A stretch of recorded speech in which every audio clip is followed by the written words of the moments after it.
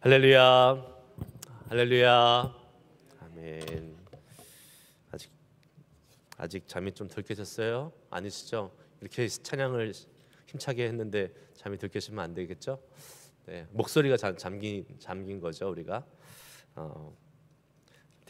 땡스기빙이 지났고 이제 다시 연말을 향해서 나아갑니다. 세상은 참 재밌는 게 미국은 특히 이제 할로윈 이 날 10월 달이 되면 다 할로윈을 쫙 장식하고 그리고 나서 다 끝나고 나면 곧바로 크리스마스로 쫙 또 장식을 또 하죠. 세상이 우리보다 더 빨리 앞서가는 것 같아요. 저희도 이제 다음 주면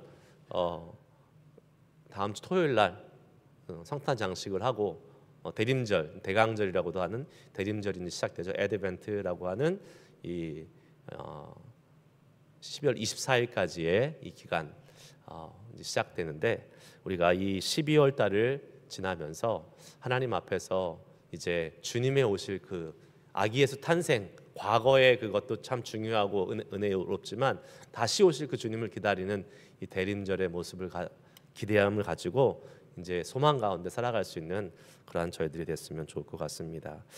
그런 마음으로 우리가 다가오는 연말을 준비하고 금방 갑니다. 또 2024년 금방 되고 시간이 그냥 날아가고 있기 때문에 우리가 잘 이때 바쁜 이 시절에 정말 주님이 주신 지혜를 가지고 이 시간을 아껴서 세월을 아끼라는 말씀을 따라서 잘 살 수 있게 되기를 주님의 이름으로 축복합니다. 아멘. 예. 제 목소리 잘 들리세요? 네, 됐습니다. 오케이. 지혜의 말씀을 새기고 겸손히 전하는 삶입니다. 저기 뒤에 그 파워포인트 프로젝트 좀 켜주세요. 저기 뒤에 꺼져 있어요, 집사님. 예. 그래서 우리는 다 지혜로운 사람 되고 싶어하는 거는 뭐 당연지사. 나는 어리석고 미련하게 살 거야 이런 사람은 뭐 아무도 없죠. 당연히 지혜 있는 사람이 되고 싶어 합니다. 그런데 여러분 지혜와 지식이 다르다는 것은 아마 다 아실 겁니다. 지혜와 지식은 다른 거예요. 지식은 우리가 열심히 시간을 투자하고 노력하고 배워서 익히면 우리 안에 많은 인포메이션이 쌓입니다. 날리지도 쌓이고 인포메이션이 쌓이고 그거는 우리가 시간을 들인 것만큼 우리 가운데 축적이 돼서 지식이 있는 사람은 될 수가 있죠. 물론 우리가 이제 기억력의 한계와 차이점 때문에 집사님 안 되면 놔두세요. 괜찮아요. 차이 때문에 그게 정도의 차이는 있을 수 있지만 어찌됐든 내가 어떤 분야에서 내가 시간을 투자하고 공부를 하고 거기에다가 우리가 에너지와 또 여러 가지를 투자를 하면 거기에 맞는 아웃풋이 나오게 되어 있습니다. 그런데 지혜는 좀 다릅니다. 지혜는 지식이 많다고 해서 지혜롭게 된다는 보장이 절대 없습니다. 네. 물론 지식이 많으면 지혜롭게 될 수 있는 어떤 리소스를 많이 갖고는 있겠지만 그것이 곧 지혜라고는 이야기할 수 없습니다. 예를 들면 이런 것이죠. 우리가 자기가 갖고 있는 그 수많은 지식을 가지고 범죄에 사용하는 사람들이 있습니다. 범죄에. 요새는 지능형 범죄들이 많이 나타나잖아요. 옛날처럼 막 이렇게 물론 뭐 도둑질하고 뭐 이렇게 이런 것도 있지만 요새는 이렇게 지능형 범죄, 사이버 범죄 그래가지고 스캠 같은 거 많이 하잖아요. 여러분 조심하셔야 돼요. 그거 진짜 순식간에 당합니다. 여러분 문자 같은 거 많이 오잖아요. 요새 저한테도 막 와요. 모르는 문자 오면 절대 누르시면 안 돼요. 그 누르는 순간 여러분의 모든 정보는 싹 빠져나갑니다. 내가 뭐 이렇게 요새는 다 문자로 오잖아요. 뭐 내가 오더한 것 아니면 뭐 하는 거 다 문자로 이렇게 텍스트로 오는데 내가 오더한 게 아니고 내가 무슨 관계된 게 아닌 모르는 문자가 왔는데 이거 누르세요. 눌러서 확인하세요 하면 절대 누르시면 안 돼요. 이렇게 지워버리시면 돼요. 그거는. 그렇게 되는 순간 싹 빠져나가요. 다. 아이덴티티 테프트라고 그러죠. 이게 내 그 신상 정보가 이렇게 도용당하는 거죠. 골치 아파요. 나중에 그걸 다 복구하려고 그러면 힘들고 아주 골치 아픕니다. 그런데 그거 하는 사람들이 여러분 얼마나 똑똑해요. 똑똑하니까 그 짓을 하겠죠. 어떻게 해킹을 할까? 어떻게 이렇게 다른 사람의 정보를 빼낼 수 있을까? 그 사람들 엄청 똑똑하게 열심히 공부해서 그 분야에 대한 지식은 엄청나게 많은 거죠. 근데 우리는 아무도 그 사람들이 지혜롭다고 얘기하지는 않습니다. 지식은 많겠죠. 예, 컴퓨터에 관한 지식, 뭐 이런 사이버 어떤 날리지에 대한 지식들은 많이 있겠죠. 하지만 지혜롭다고 여기지 않습니다. 지혜는요, 사람의 노력으로 절대 얻을 수는 없습니다. 특히 영적인 지혜는 더더욱 그러합니다. 영적인 지혜는 영적인 지혜, 말 그대로 우리가 말한 스피리추얼한 어떤 그 wisdom, 지혜는 말 그대로 스피리추얼한 거잖아요. 우리에게 속한 것이 아니 영적인 영역에 속한 것이에요. 즉 사람의 방법으로, 우리 육신의 방법으로 얻을 수 없는 것입니다. 대표적인 게 뭡니까? 구원의 능력과 구원의 지혜입니다. 구원이라는 것은 영적인 지혜가 주어져야지만이 받아들여질 수도 있고 이해될 수 있는 것입니다. 여러분, 우리가 구원의 진리를 인간의 상식으로 이해가 된다면 그거는 그 사람이 이상한 사람이에요. 구원의 진리, 2000년 전에 예수 그리스도가 유대 땅에 왔어요. 팔레스타인 땅에 왔어요. 청년이야. 근데 얼마 살지도 못했어요. 한 30년 살다가 2000년 전에 한 청년이 죽었어요. 그런데 그 청년이 하나님의 보내신 아들이고 메시아고 그 예수라는 청년의 죽음을 우리의 죄를 대속하는 죽음으로 믿으면 다 구원을 받는다. 이거를 여러분 아무리 설명해줘도 세상 사람들은 이해할 수 없습니다. 우리도 만약에 하나님께서 이 영적인 지혜를 주시지 않았다면 이게 이해가 되는 게 이상한 거죠. 안 되는 게 정상이에요, 여러분. 그래서 이거 구원의 복음을 받아들이지 않는 불신자들을 이상하게 보지 마세요. 그게 정상이에요. 이해가 되는 게 이상한 거예요, 사실은. 그런데 이게 이해가 되고 받아들여지고 믿어진다는 것은 그 안에 하나님께서 영적인 지혜를 주셨기 때문에 그런 것입니다. 깨달음, 영적인 깨달음을 주셨다고 그래요. 여러분, 저와 여러분이 바로 이 영적인 깨달음, 영적인 지혜를 가진 사람들이에요. 이 사람의 육신의 생각으로는 비상식적이고 이해되지 않는 이 구원의 진리.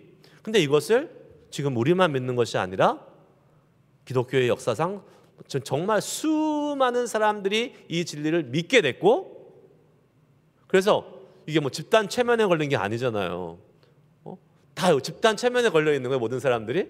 아니죠. 성령님께서 역사하셔서 영적인 지혜를 주셨기 때문에 우리에게 이것을 믿게 만들어 주신 거죠.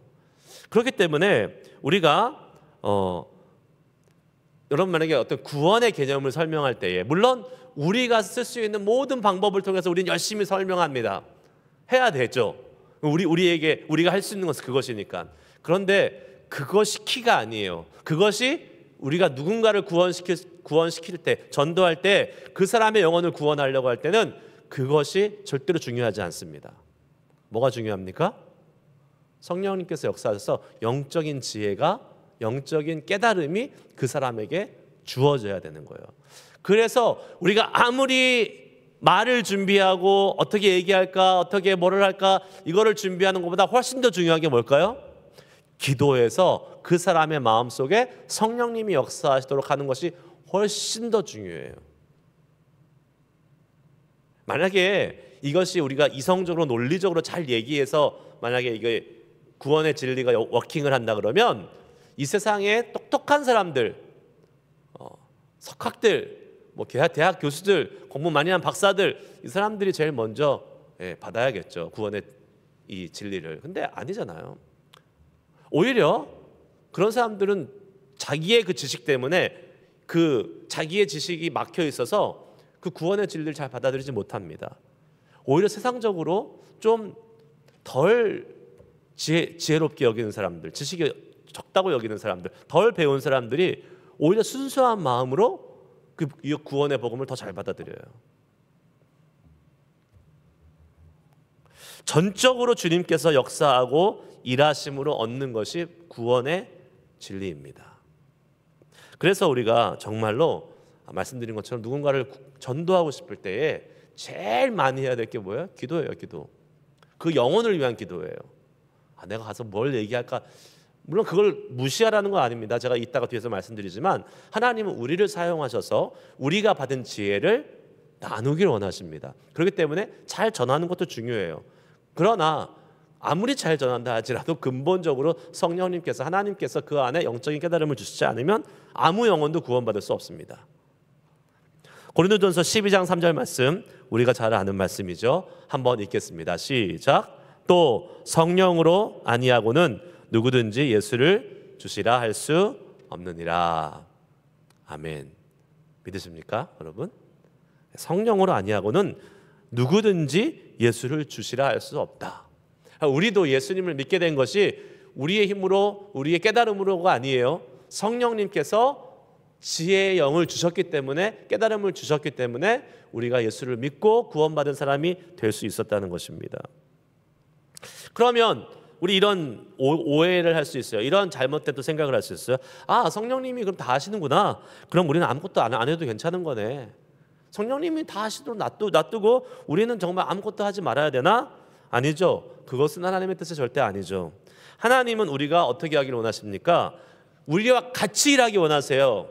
성경은 분명히 말씀하고 있습니다. 고린도전서 3장 9절 말씀 같이 함께 있습니다. 시작.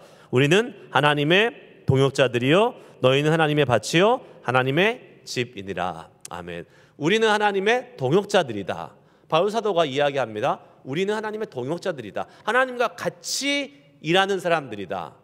그래서 아까 말씀드린 대로 구원의 역사는 철저하게 성령님이 하셔서 주관하시는 일이지만 그 성령님이 역사하시는 가운데 함께 일하는 사람이 누구예요? 우리죠, 우리. 그래서 우리도 기도만 하고 그냥 가만히 있는 게 아니라 열심히 그 구원받기 위한, 전도하기 위한 그 사람을 섬기고 말 그대로 밥도 사주고, 가서 이렇게 좋은 말로, 또 이해하기 쉬운 말로 노력해서 복음을 전하는 것입니다. 성경은 우리에게 하나님의 지혜, 이 영적인 지혜에 대해서 이렇게 하라라고 오늘 말씀의 전반부에 1절부터 한 17절부터 한 21절까지 말씀해주고 있는 부분이 있어요. 오늘 그 부분에 좀 초점을 맞춰서 이야기를 나누려고 합니다. 17절, 18절 말씀 같이 읽습니다. 시작. 너는 귀를 기울여 지혜 있는 자의 말씀을 들으며 내 지식에 마음을 둘지어다. 이것을 내 속에 보존하며 내 입술 위에 함께 있게 함이 아름다우니라. 아멘. 지혜를 어떻게 하라 그래요?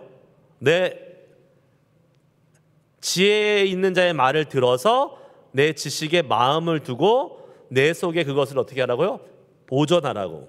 그리고 내 입술에 함께 있게 함이라고. 이게 다 뭡니까? 듣고 마음속에 보존하고 입술에 함께 있어라. 계속 그것을 소유하고 그것을 가지고 함께 동행하는 삶을 살라는 것을 의미하고 있습니다.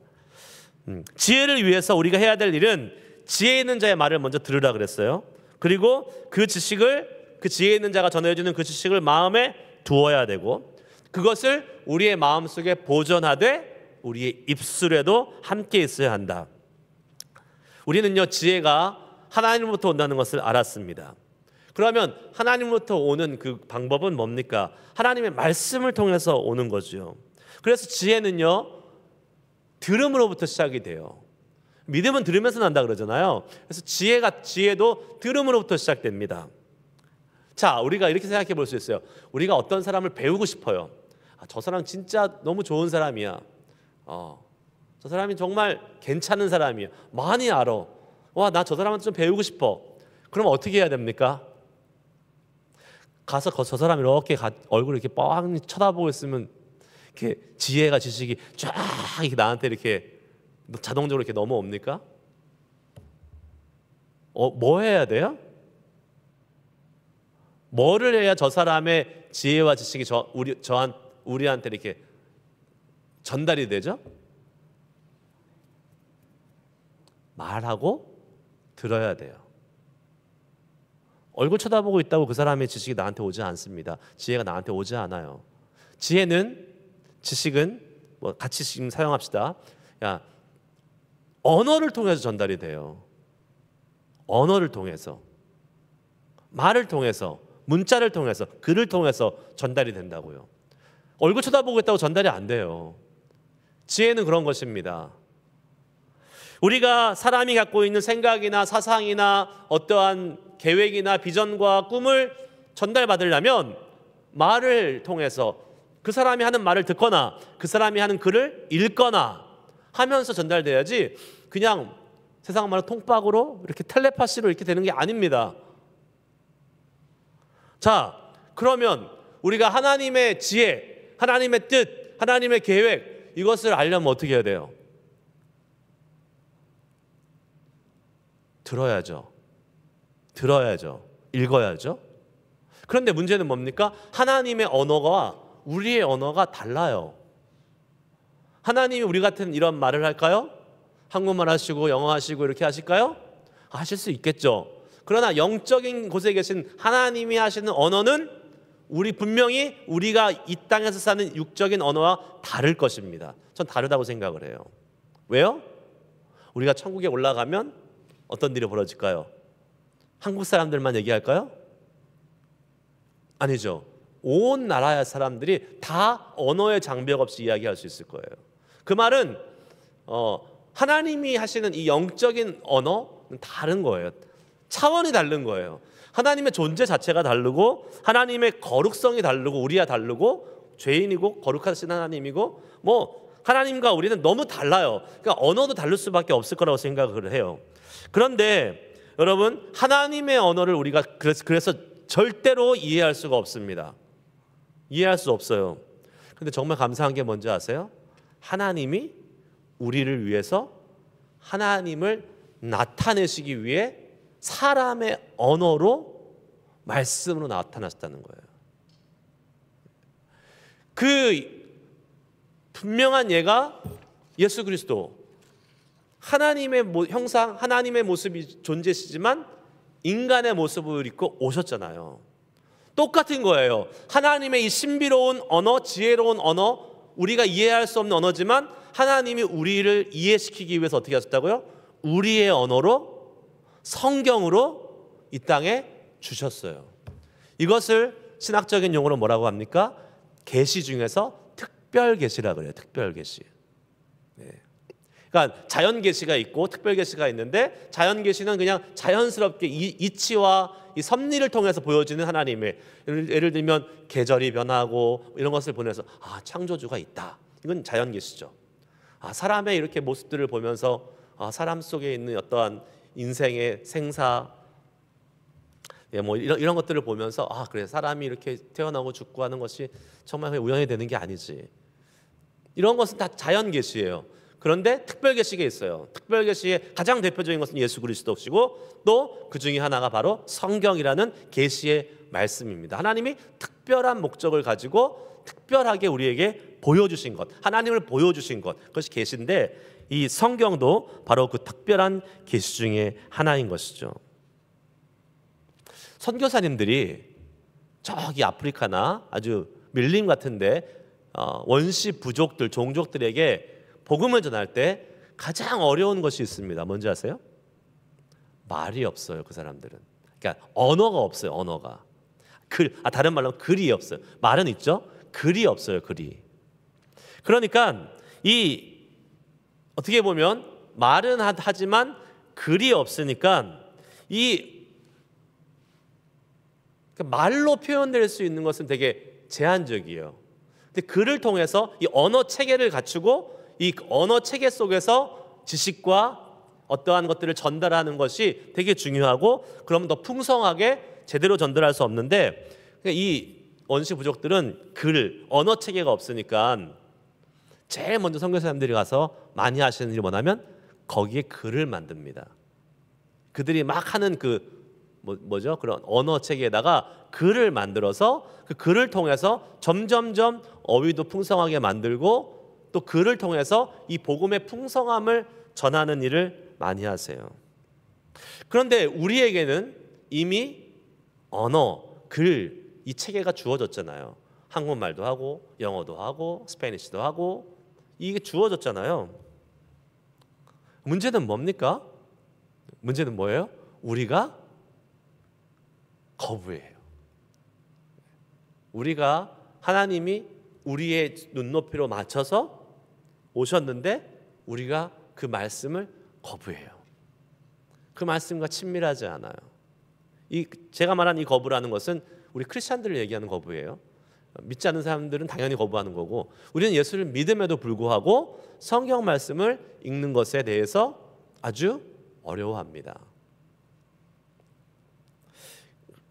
진짜 이거야말로 하나님의 은혜를 우리가 발로 차버리는 거예요. 진짜 하나님께서 우리가 이해할 수 있는 말로 우리의 언어로 자신을 나타내 주셨는데, 그만큼 우리를 배려해 주셨는데 우리는 그것을 하지 못하고 있습니다. 잘 안 해요.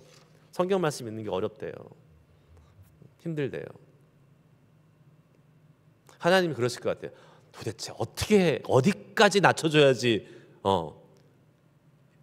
어디까지 해줘야 되냐, 이렇게 아마 물으실 것 같아요. 물론 이유가 있습니다. 제가 내일 이제 주일 말씀에 같이 함께 나눌 게 지혜와 계시의 영에 대한 부분이에요. 사도 바울이 얘기했던 지혜와 계시의 영, 우리 안에 아까 말씀드린 구원을 받기 위해서 다 하나님의 지혜의 영, 성령의 영을 다 받아서 구원은 받았지만, 그 지혜와 계시의 영이 풍성하고 충만해야지만이 하나님을 더 잘 이해할 수 있어요. 안 그러면 성경은 백날 읽어봤자 우리가 그냥 소설책이나 그냥 이렇게 신문 읽는 것으로 그칠 수가 있습니다. 그렇지 않아요. 지혜와 계시의 영이 있어야지만이 이해도 되고 하나님의 그 풍성한 뜻을 알아가는 거죠. 그래서 여러분, 우리 기도해야 돼요. 기도해야 돼요. 성경 읽으면 어려워요. 무슨 말인지 모르겠어요. 다 핑계인 거 아시죠? 왜요? 쉬운 성경 얼마나 많이 나왔는데 요새. 쉬운 성경, 시중에 가보세요. 서점에 가면 쉬운 성경, 우리말 성경, 옛날에는 말이 어려워서도 못 읽었죠. 근데 지금은 다 풀어져 있어요. 얼마나 쉽게 다 읽을 수 있어요. 내가 안 읽는 거죠. 오늘 말씀은 지혜자의 말씀을 들으라. 첫 번째, 지혜자의 말씀을 들으라. 17절 다시 한번. 너는 귀를 기울여 지혜 있는 자의 말씀을 들으며. 오늘 지금 이 부분부터 잠언이 마지막 이르기까지 한 32개인가의 그 잠언의 말씀, 말 그대로 지혜자의 말들을 모아놓은 그런 특별한 부분들이 나옵니다. 그러니까 지혜자가 하는 말을 먼저 들어야 돼요. 이것을 우리가 성경으로 적용해 봅시다. 우리 시대로 적용해 볼게요. 자, 성경은 누가 썼습니까? 사람이 썼어요? 하나님이 썼어요? 사람과 하나님이 같이 썼어요. 예.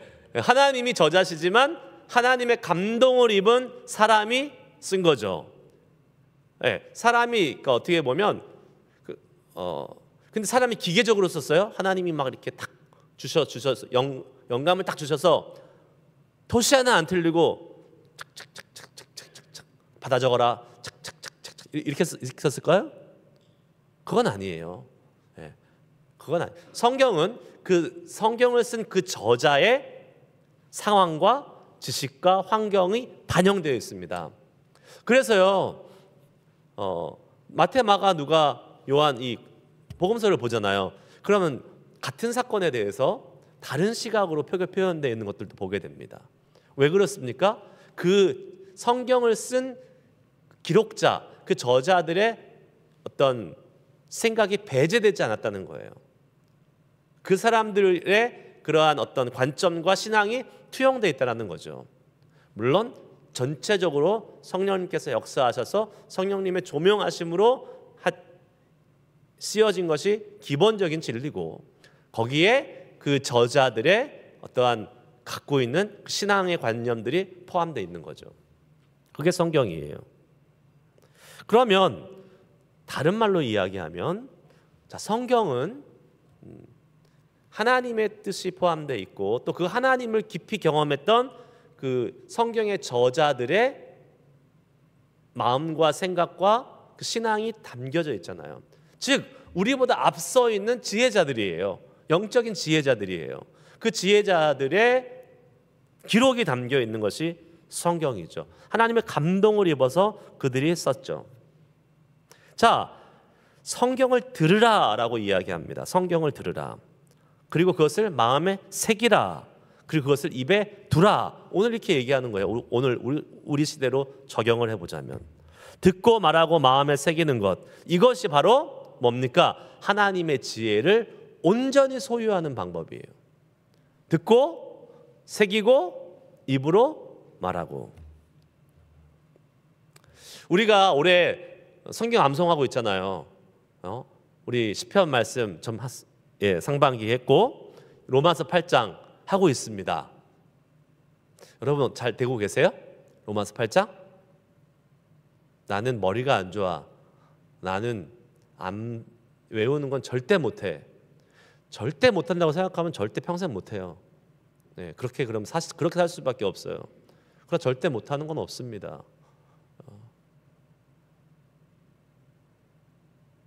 네. 여러분 우리 교회 사람들 이름 다 알잖아요. 아세요? 몰라요? 몰라요? 아니 아는 사람은 다 알잖아요. 아는 사람은. 네. 여기 있는 분들은 다 알잖아요. 왜 알아요? 머릿속에 암기가 돼 있으니까 아는 거죠. 못 외우는 거 없어요. 암송 하면 돼요. 그래서 로마서 8장 우리가 지금 외우고 있지 않습니까? 로마서 8장 외우면서 우리가 왜 그걸 외우라고 합니까? 성경을 암송하는 거는 우리 입술에 하나님의 말씀을 두는 거잖아요. 입술에. 그러니까 성경대로 우리가 지금 하는 거예요. 입술에 지혜자의 말을 두라 라고 말하고 있어요. 그래서 우리가 성경을 암송할 때 제일 중요한 것 중에 하나가 입술로 계속 이야기하는 거예요. 성경을 여러분 아무리 눈을 이렇게 수만 번 눈으로 계속 속으로 읽는다고 외워질까요? 절대 안 외워져요. 성경을 암송하려면 입으로 외워야 돼요. 입으로. 내 입에 그걸 둬야 돼요. 그래서 입으로 중얼중얼 계속하면 그 입에서 계속 중얼중얼하는 그 읊조리는 그 말씀이 내 안에 확 박힙니다. 그러니까 입과 마음과 생각 다 같이 함께 움직이는 거예요. 그럼 우리가 입으로 말하고 귀로 들어야 됩니다. 그럴 때 마음속에 새겨지는 거예요. 로마서 8장 암송을 그렇게 하시기 바랍니다. 눈으로 쳐다보지 마시고 입으로 계속 말씀하세요. 듣는 거는 이미 우리 홈페이지에다가 제가 다 올려놨습니다. 그래서 홈페이지를 통해서 로마서 8장 암송하도록 반복하면서 들을 수 있고, 그리고 이제 내가 입으로 그걸 따라하면서 하게 돼 있어요. 이것을 반복하면 우리의 마음속에 남아요. 특별히 외우려고 하지 않아도 남습니다. 여러분 생각해 보세요. 사랑하는 자여, 내 영혼이 잘된 것 같이 내 뭐가 잘되기 원하노라? 뭐요? 예를 잘못 들었나요 제가? 범사가 잘되기를 원하노라. 이거 왜 압니까? 우리가 자주 외우니까. 하나님이 세상을 이처럼 사랑하사 독생자를 주셨죠. 다 아시잖아요. 왜요? 자주 외우니까, 자주 들으니까, 자주 말하니까. 우리가 외우지 못하는 구절은, 우리가 암송하지 못하는 구절은 뭐예요? 자주 접하지 않아서 그런 거죠. 자주 접하고 자주 말하고 자주 듣고 하면 우리 안에 이렇게 새겨지는 거예요. 우리 안에 그 지혜의 말씀이 남아 있어야 돼요. 소유해야 돼요. 그런 말씀을 하시는 분이 있어요. 성경책 있잖아요. 성경책 있으니까 필요할 때마다 들고 다니면서 펴서 보면 되잖아요. 아니요, 그렇지 못할 상황이 벌어집니다. 순간순간 우리에게 하나님의 말씀이 필요할 때가 있어요. 그러면 내 안에 들어있는 그 말씀 가운데서밖에 나올 수밖에 없죠. 로마서 8장 암송을 지금부터라도 시작하시길 바라겠어요. 아직 시작하지 못하셨다면. 한참 지났지만 지금부터 이제 한 3주 정도 시간이 있는, 4주 정도 있어요. 충분해요. 여러분 할 수 있습니다. 하시고 그 하나님의 말씀 암송의 능력을 한번 경험해 보세요. 그리고 로마서 8장을 소유하세요. 여러분의 마음속에 복음의 진리, 진수가 담겨 있는 말씀이잖아요. 여기 계신 분들은 10월 24일 날 다 로마서 암송 8장 암송하는 암송 대회에 출전하시는 걸로 알고 있겠습니다. 고개를 드세요.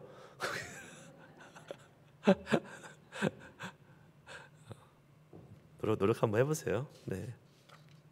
다 못 외우겠다. 제가 지난주에 말씀드린 것처럼 그 첫 번째 그 단락 11절까지 도전해 보세요 한번. 제가 39절은 너무 많아서 도저히 못하겠다라는 분이 아예 그래서 막 포기하시는 분들 계신 것 같은데 11절 첫 번째 구간이에요. 그 구간을 한번 도전해 보시고 그거를 외우신 분은 누구든지 다 로마서 8장 암송 그 대회에 나오실 수 있도록 11절까지만 일단 외우시면, 그리고 모든 참가하시는 분들은 상품도 받아갈 수 있도록 그렇게 해보도록 하겠습니다. 일단 외우세요. 많이. 왜 이렇게 목사님은 외우라고 그러고 막 읽으라고 그러고 귀찮게 하는지 모르겠다고 생각할 수 있지만 그게 제 사명입니다. 그게 제가 해야 될 일이에요. 왜요? 그래야 뭐가 생겨요? 지혜가 우리 안에 머뭅니다. 그래야 지혜가 우리 안에 소유가 돼요. 그렇게 지혜가 우리 가운데 소유되면 그 지혜를 우리는 어떻게 보면 하나님이 우리에게 이제 허락해 주시는 거고, 하나님의 그 지혜를 받은 사람이 되는데, 그 지혜를 받은 사람이 어떻게 해야 되느냐? 19절에서 21절 말씀을 같이 읽어보겠습니다. 읽습니다. 시작. 내가 내게 여호와를 의뢰하게 하려 하여 이것을 오늘 특별히 내게 알게 하였노니, 내가 모략과 지식의 아름다운 것을 너를 위해 기록하여 내가 진리의 확실한 말씀을 깨닫게 하며 또 너를 보내는 자에게 진리의 말씀으로 화답하게 하려 함이 아니냐. 아멘. 여기 보니까 내가 너에게 알게 하기 위해서, 내가 너에게 깨닫게 하기 위해서 이러한 표현들이 나와요. 결국은 지혜를 먼저 받은 이 지혜자들이 지혜를 이렇게 기록해서 전해주고 알려준 것이 그 목적이 있다는 거예요. 뭡니까? 지혜가 아직 없는 자들을 향해서 그 지혜를 나눠주기 위해서요. 깨닫게 하기 위해서요. 알려주기 위해서예요. 하나님의 은혜로 말씀의 은혜를 깨달은 우리들, 지혜를 받은 우리는 반드시 해야 될 사명이 있는데, 우리가 깨달은 지혜, 우리가 얻게 된 그것을 어떻게 해야 돼요? 나눠줘야 돼요. 다른 사람을 향해서 그것을 전해야 됩니다. 알려줘야 돼요. 오늘 말씀의 사람들은 그것을 그렇게 하기 위해서 뭐 했다 그랬어요? 기록했다 그랬어요. 기록하여서 이 진리의 확실한 말씀을 깨닫게, 너가 깨닫길 원한다. 구원의 진리, 구원의 지혜도 마찬가지인 거예요. 우리가 그것을 받았으니까, 우리가 이 구원의 진리를 깨달았으니까 우리도 이제 그것을 모르는 사람들 향해서 전하고 알려줘야 될 사명이 우리에게 있는 거죠.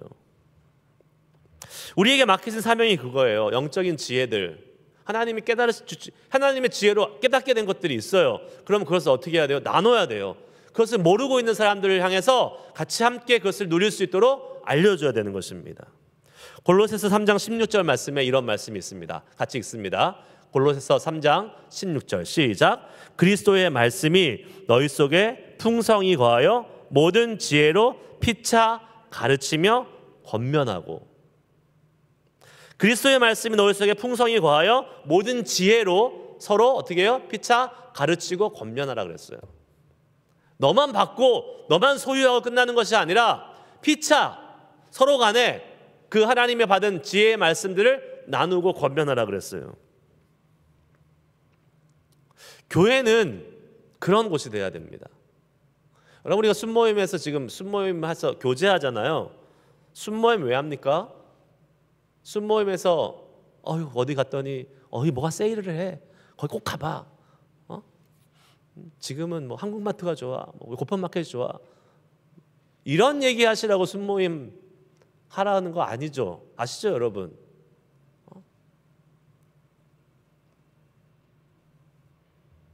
물론 그런 말도 해야 됩니다. 하지 말라는 건 아니에요. 그런데 그런 말만 하다 끝나면 안 되는 거예요. 교회에서 우리가 모여서 소그룹을 이루고 같이 함께 이야기를 나누고 교제하는 이유는 하나님으로부터 받은 지혜의 말씀을 나누라고 있는 거예요. 그 지혜의 말씀으로 서로 가르치고 권면하면서 내가 받은 이 지혜가 부족하거나 아니면 모자라거나 아니면 내 이 지혜의 말씀을 나눴을 때 도움이 될 수 있는 사람들 향해서 같이 함께 나누기 위해서 교회는 존재하는 것입니다. 교회에 왔는데 똑같이 세상에서 하는 말을 똑같이 하고 있어요. 예를 들면 아까 말한 대로 그런 얘기만 하고 있어. 맨날 뭐가 세일하고 뭐가 갔는데 어디가 좋고 재밌고 뭐 이런 얼마든지 교회 아닌 곳에 가서도 얻을 수 있는 이야기로 가득 차 있는 교회. 사람들이 오고 싶을까요? 안 믿는 사람 입장에서요. 안 믿는 사람 입장에서. 처음에는 재밌네. 교회도 교회도 갈만하네. 이렇게 하고 올 수 있겠죠. 그거를요. 하루 이틀 1년 한다고 생각해 보세요. 어떤 생각이 들까요? 내가 왜 교회 가지? 교회 안 가도 그런 말 다 들을 수 있는데, 교회 안 가도 얼마든지 할 수 있는데 교회 갈 이유가 뭐야? 교회는 여러분, 교회 안에 있는 모임들, 또 교회는 그런 곳이 돼서는 안 됩니다. 세상에서 이야기하는 이 신변잡기적인 이러한 정보들을 나누는 곳이 되어서는 안 돼요. 교회는 세상에서 들을 수 없는 하나님의 진리, 지혜의 말씀들이 나눠지는 곳이어야 돼요. 그 지혜의 말씀이 우리를 살리고 우리 영혼을 새롭게 하고 우리를 위로하고 소망을 주고 그러한 그 하나님의 그 지혜의 말씀의 능력을 경험하는 곳이 교회가 되어야 되는 것입니다. 여러분 순모임 한번 생각해 보세요. 여러분 순모임은 지금까지 어떠셨습니까? 어떠셨어요? 어떤 수준에 따라서 다르겠죠? 어떤 수는 정말 말씀을 가지고 같이 함께 말씀으로 교제하기 위해서 이거 맨날 드리는 거 아니에요? 드려가지고 여기 밑에 순모임 나눔 있잖아요. 말씀을 가지고 고민하고 말씀의 지혜를 가지고 이야기하시라고 제가 이거 드리는 거 아니겠습니까? 제가 알아요. 근데 어떤 순모임은 순장님들 노력하는데 잘 안 돼. 이게 분위기도 안 잡히고 그래서 애쓰고 고군부터 하시는 걸 알아요. 다 같이 함께 노력해야 돼요. 순장님, 순원들 다 같이 노력하셔서 우리의 이 순모임이 하나님의 지혜를 나누는 영적인 모임이 돼야 돼요. 그래야 생명력이 있어요. 안 그러면 거기 다시 가고 싶지 않아요. 똑같은데 뭐. 밖에서 모는 친목 모임이나 개모임이나 교회 안에서 이야기하는 순모임이나 다를 게 없는데 가고 싶겠습니까? 가고 싶을 이유가 없죠. 우리는 반드시 기억해야 될 것은 교회 안에서 우리가 함께 모여서 나누고 순모임을 하던 기도 모임을 하던 어떤 모임을 하든지 간에 거기에는 하나님의 말씀의 지혜가 나눠져야 된다는 것입니다. 꼭 기억하세요. 말씀의 지혜가 나눠져야 돼요. 서로 가르치고 서로 권면하라 그랬어요. 하나님의 말씀으로 서로에게 영적인 유익이 되는 그러한 지혜를 나누는 곳이 바로 교회여야 됩니다. 자, 이제 우리가 기도할 텐데 그렇게 하기 위해서 다시 처음으로 돌아갑니다. 나눌 지혜가 있어야 되잖아요. 나눌 지혜. 나눌 하나님의 지혜의 말씀이 있어야 돼요. 우리 가운데.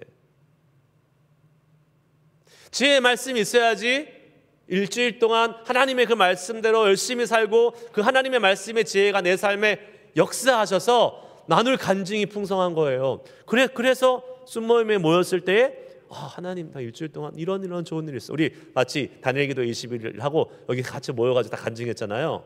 그런 것처럼 21일 동안 기도했으니까 간증할 게 나오잖아요. 나눌 게 나오잖아요. 그러니까 하나님의 지혜의 말씀을 가지고 그 말씀대로 열심히 사는 삶을 살고 나서 교회에 모여서 내가 일주일 동안 내가 지난 2주 동안 진짜 하나님이 내 삶에 이렇게 일하셨어. 이게 지혜를 나눈 거잖아요. 아무런 나눌 게 없어요. 내 마음은 완전히 메말라 있어. 하나님의 말씀과 아무 상관없이 살고 나서 탁 와가지고 나누려고 그러면 나눌 게 없죠. 그래서 먼저 우리 가운데 지혜를 소유해야 돼요. 아까 말씀드린 지혜를 소유해야 돼요. 말씀을 듣고 외우고 입으로 담고 소유하고, 그 말은 뭐예요? 그 말씀과 함께 어떻게 하는 거예요? 사는 거예요. 말씀과 사는 거예요. 그리고 그 말씀과 살면서 경험한 그 하나님의 지혜의 능력을, 그 지혜의 결과를 우리 함께 모였을 때 나누는 거예요. 그러면 어떻게 됩니까? 그것을 그렇게 살지 못했던 사람들이 나의 삶을 통해서 영향을 받게 되고, 또 각자의 삶의 영역이 다르기 때문에 나는 저 부분을 몰랐는데 저 사람은 저렇게 저 부분에서 하나님의 말씀의 능력과 지혜가 나타났네. 그래서 그럼 어떻게 되는 거예요? 그 나누는 것이 이 공동체, 이 소그룹, 우리의 것이 같이 되는 거죠. 여러분 간증 나눌 때 보셨잖아요. 그 사람이 간증을 나누면 그 간증이 그 사람에서 끝납니까? 이 같이 함께 나누는 모든 사람들에게 감동으로 다가오잖아요. 왜 그렇습니까?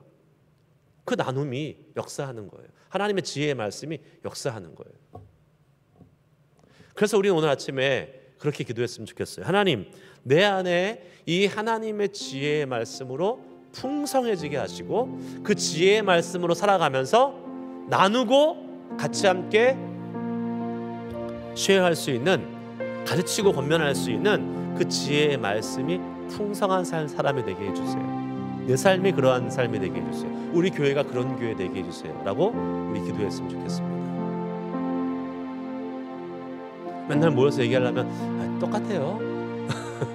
지난주랑 똑같아, 다를 거 없어요. 그거 되게 재미없는 신앙생활이에요. 아니에요. 달라야 돼요. 진짜 하나님은 이번 주에 너무 이런 놀라운 일을 하셨어요. 지혜를 나누고 가르치고 권면하는 우리들 될 수 있기를 소망합니다. 그럼 한번 기도합시다. 자, 첫 번째, 우리 안에 하나님의 지혜로 가득 채워주시고, 그 지혜가 내 삶을 주관하고 다스리도록, 역사하시도록 하나님 임하여 주시옵소서. 그것을 위해서 우리가 해야 될, 노력할 수 있는 최소한의 노력은 말씀을 암송하고 읽고 말씀과 같이 동행하는 것입니다. 그거는 우리가 할 수 있어요.